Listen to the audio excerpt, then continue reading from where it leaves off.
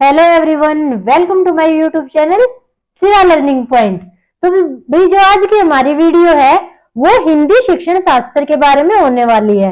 आज हम हिंदी पेडागोजी से रिलेटेड जो इम्पोर्टेंट तथ्य हैं वो लेके आए हैं, जहां से एग्जामिनर बार बार क्वेश्चन बनाता है। इन्हीं तथ्यों से घुमा फिरा के एग्जामिनर क्वेश्चन बनाता है।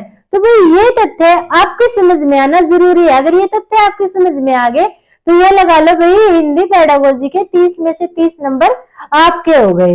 ठीक है, एग्जामिनर इन्हीं से घुमा फिरा के क्वेश्चन बनाएगा, कहीं दूर से क्वेश्चन नहीं लेके आता है। आप पिछले सीटेट के पेपर उठा के देखो, 8-9 सालों के इन्हीं से घुमा फिरा के एग्जामिनर क्वेश्चन बना रहा है। तो ये तथ्य आपको याद होने चाहिए। देखो भाई, हम पहले फैक्ट पे चलते हैं।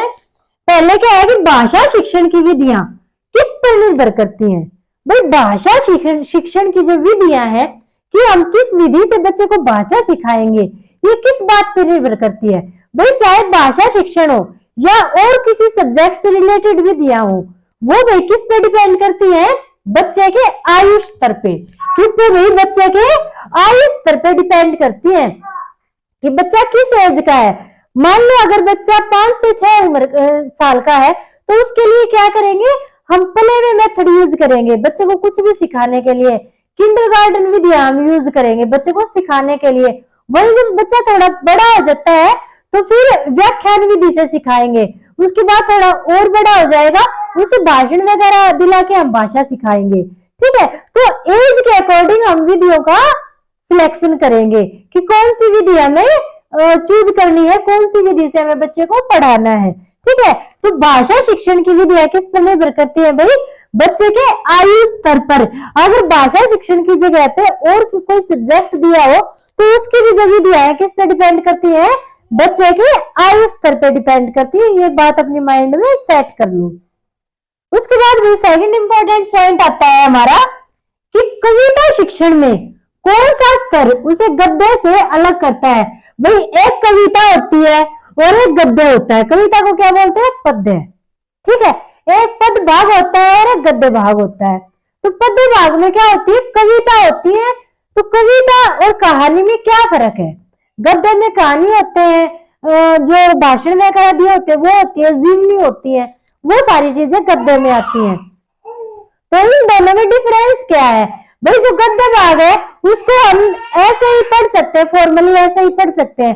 पर जो कविता होती है वो हमेशा लय में पढ़ी जाती है ना भाई। आपने भी बहुत सारी कविताएं पढ़ी होंगी, बहुत सारे पाठ भी पढ़े होंगे, तो आपने ये चीज नोटिस की होगी कि जो कविता वाला पोर्शन होता है वो हमेशा लय में पढ़ा जाता है, और जो गद्य वाला पोर्शन होता है, जो गद्य वाला पोर्शन होता है उसको हम ऐसे ही पढ़ लेते हैं। तो देखिए इसमें क्या डिफरेंस होता है, गेयता गेयता का डिफरेंस होता है कि जो कविता है वो गा के पढ़ी जाती है, और जो गद्य भाग होता है उसको फॉर्मली ऐसे ही पढ़ा जाता है। इस गेयता की जगह पे हम लय भी लिख सकते हैं। ठीक है, उसके बाद नेक्स्ट आता है कि अर्थ की गहनता को समझने में कौन सी पद्धति उचित है। अर्थ की गहनता को समझने में कौन सी पद्धति उचित है। भाई हम जब पढ़ रहे हैं, एक तो हम बोल बोल के पढ़ रहे हैं, हमारा माइंड कहीं और है और हम किताब में ऐसे बोल बोल के पढ़ रहे हैं। ठीक है, दूसरा हम अपने मन में किताब को पढ़ रहे हैं तो हमारा माइंड कोई दूसरी बात नहीं सोचेगा, हमारे माइंड में सिर्फ वही चीज चलेगी जो हम पढ़ रहे हैं। ठीक है, तो अगर हमें किसी अर्थ की गहनता को समझना है, गहराई को समझना है, तो सबसे अच्छी पद्धति क्या है, मौन वाचन की। मतलब अपने मन में पढ़ना है भाई। अगर हम बोल के पढ़ेंगे तो आप करके देखना, जब आप बोल के पढ़ोगे तो आपका माइंड कहीं कहीं घूमता है कि यार आज इसका बर्थडे है, आज तो पार्टी बनेगी, आज मुझे वहां पे जाना है, आज मुझे वो वाला सूट लेके आना है। मतलब आपके माइंड में कुछ और चलता है और आप अपनी जुबान से पठन करते रहते हो। ठीक है, मगर मौन वाचन में आपका माइंड जो लिखा होता है उस पर कंसंट्रेट होता है और माइंड और कहीं कहीं नहीं घूम पाता है। इसलिए अगर अर्थ की गहनता को समझना है तो फिर कौन सा पाठन उचित रहेगा, हमारा मौन पाठन। उसके बाद आता है भाषा शिक्षण का उद्देश्य क्या है। भाई हम बच्चे को भाषा सिखा रहे हैं तो जो भाषा शिक्षण है उसका मेन उद्देश्य क्या है? इसका मेन उद्देश्य तो यही है ना कि बच्चा भाषा का प्रयोग अच्छे से कर सके, भाषा के नए नए वाक्य बना सके, ठीक है, नए नए वाक्यों का यूज कर सके, यही है ना भाई इसका मेन उद्देश्य। तो अब मैं इस बच्चे को अगर भाषा सिखाऊंगी तो मेरा मोटिव क्या रहेगा कि ये भाई सब कुछ बोल पाए, ठीक है, इसको कोई भी बात अपनी बोलनी है तो ये उसे वाक्य में परिवर्तित करके मुझे बता पाए।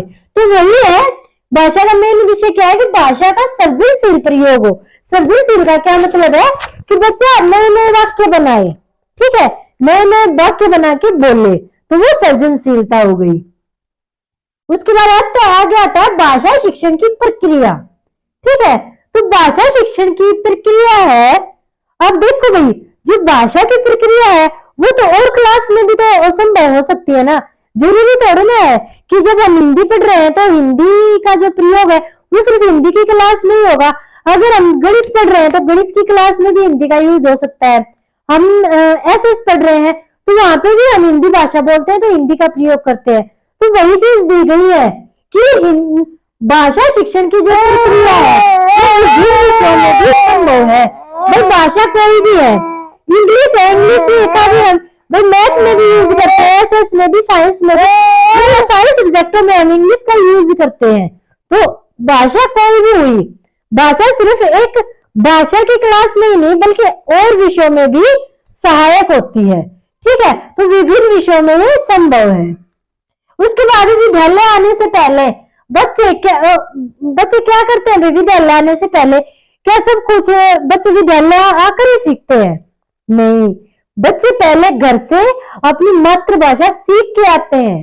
जो उनकी फर्स्ट लैंग्वेज होती है, जो उनकी मातृभाषा होती है, जो उनकी क्षेत्रीय भाषा होती है, बच्चे उसमें कुशल होते हैं, उसका प्रयोग करने में कुशल होते हैं ना भाई। तो वही चीज दी गई है कि अपनी भाषा के प्रयोग में कुशल होते हैं बच्चे। स्कूल में आने से पहले ही ये भाषा अपने परिवार से, अपने पड़ोस से, अपने माता पिता से सीख चुके होते हैं, ठीक है। तो कोई भी बच्चा कोरी स्लेट बन के स्कूल में नहीं आता है, बच्चा पहले घर से सीख के आता है, उसके बाद स्कूल में ऐड ऑन करता है, ठीक है भाई। तो ये बात हमेशा याद रखनी है, इस पॉइंट पे बिल्कुल भी कंफ्यूज नहीं होना है।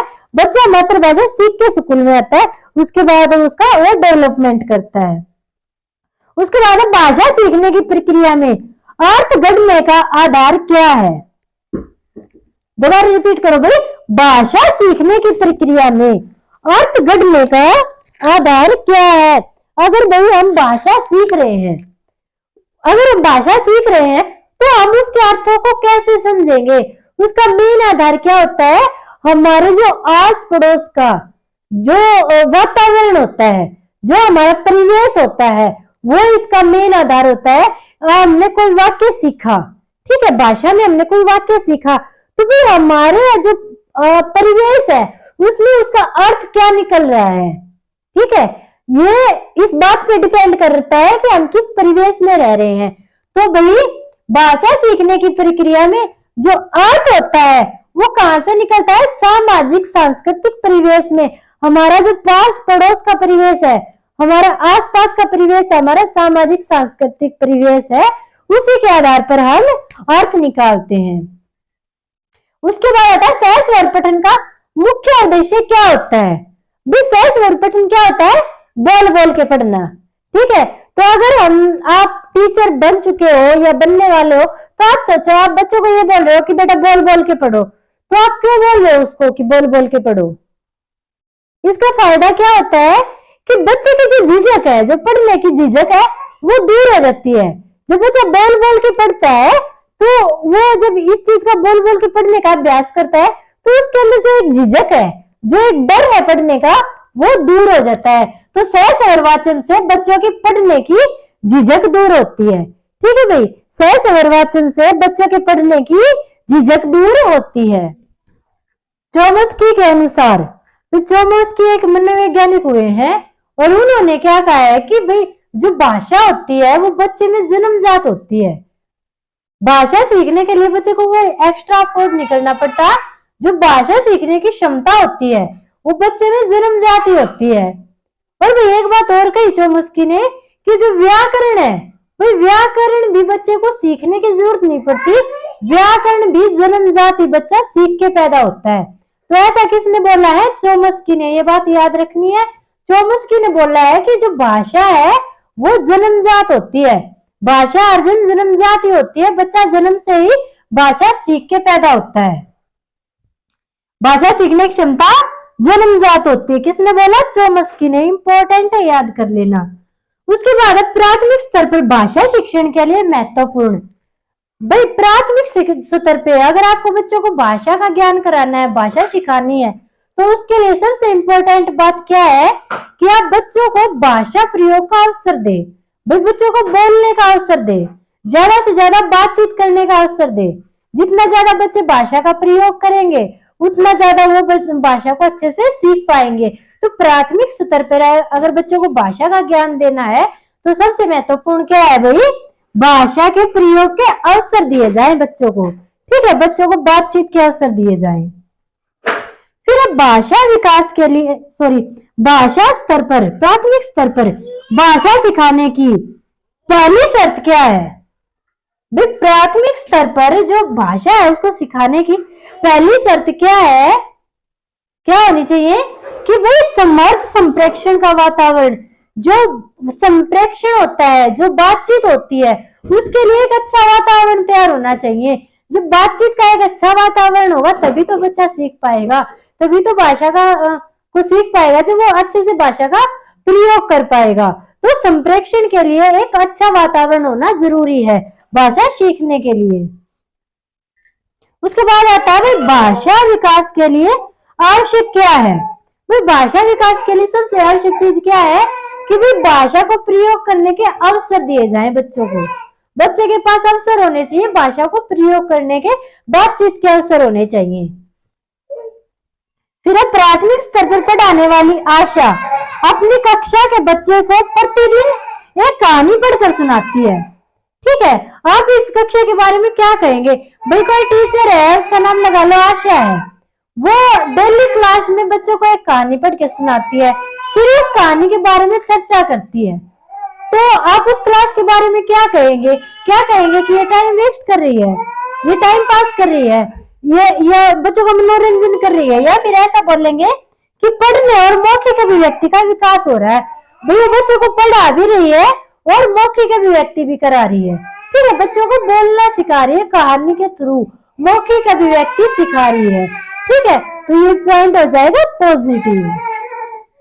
उसके बाद लास्ट आता है प्राथमिक स्तर पर बच्चा किस भाषा में शिक्षा प्राप्त करता है। भाई आपको एक पॉइंट पता होना चाहिए, प्राथमिक स्तर पर बच्चा किस में शिक्षा ग्रहण करता है? अपनी मातृभाषा में, क्योंकि बच्चा घर से अपनी मातृभाषा सीख के आता है। तो प्राथमिक स्तर पर किस भाषा में शिक्षा ग्रहण करेगा? मातृभाषा में। तो भाई ये थे इम्पोर्टेंट फैक्ट। आई होप आप सबको पसंद आए होंगे, और अगर वीडियो पसंद आए तो लाइक और शेयर कर देना और चैनल को सब्सक्राइब कर देना।